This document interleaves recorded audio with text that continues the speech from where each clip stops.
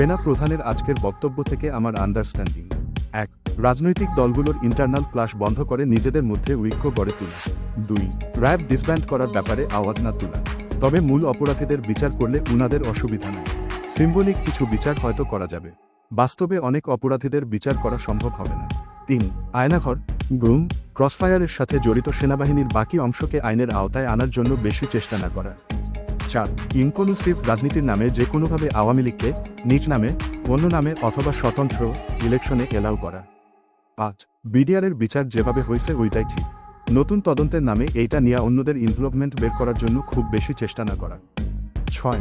রাজনৈতিক দলগুলো যদি এই চিন্তার বাইরে যায় তাহলে উনারা হ্যাপি থাকবেন না। আনহ্যাপি হলে কি হবে সেটা উনারা সময়মত ক্লাস নিয়ে বা ক্লাস না করে ডিরেক্ট অ্যাকশনে গিয়ে বুঝিয়ে দেবেন।